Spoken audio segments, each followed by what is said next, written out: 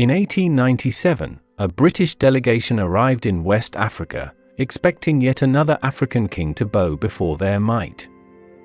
But this king, armed with unshakable pride and a throne carved from defiance, looked the British Empire in the eye and said, "No."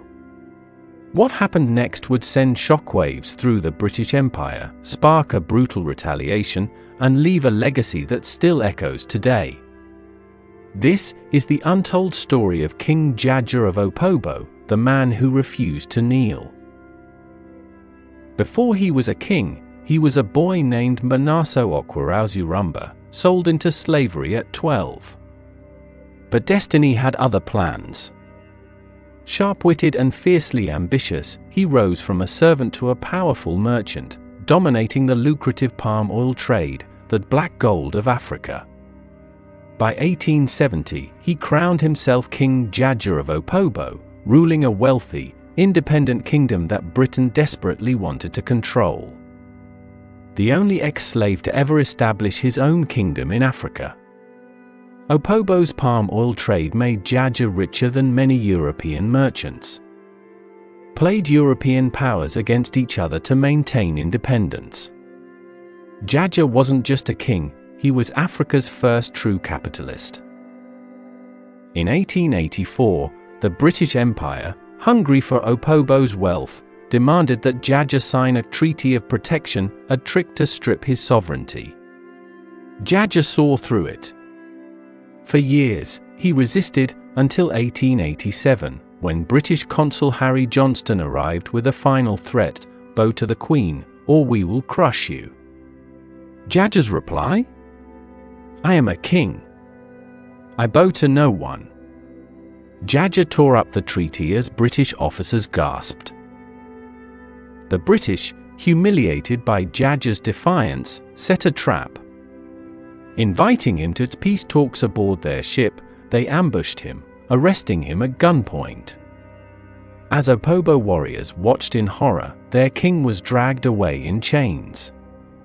The British Empire had just kidnapped a sovereign monarch, an act so outrageous, it made global headlines. Jaja was never formally charged, his capture was pure imperial piracy. Even some British newspapers condemned the act as disgraceful. Jaja was banished to St. Vincent, far from his people. With Jaja gone, the British looted Opobo's wealth, burned its villages, and imposed brutal taxes. But Jaja's spirit was unbroken. From exile, he wrote letters demanding justice, even gaining sympathy from Queen Victoria herself. After years of pressure, Britain finally agreed to let him return, but it was too late. Poisoned? Jaja died mysteriously on his journey home in 1891. Many believe he was assassinated. His defiance inspired later African leaders like Nnamdi Azikiwe. Jaja's resistance exposed the hypocrisy of British colonialism. His kidnapping became a rallying cry for African nationalists, proving that even the mightiest empire could be challenged. Today, Opobo remembers him as a hero, while Britain quietly scrubbed his story from their history books. Jaja's struggle mirrors modern fights against oppression. Should Britain pay for Opobo's stolen wealth?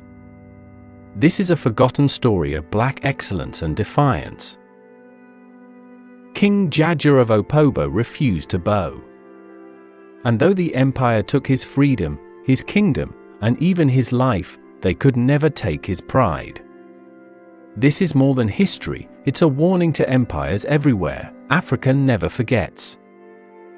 Like, share, and subscribe for more untold histories.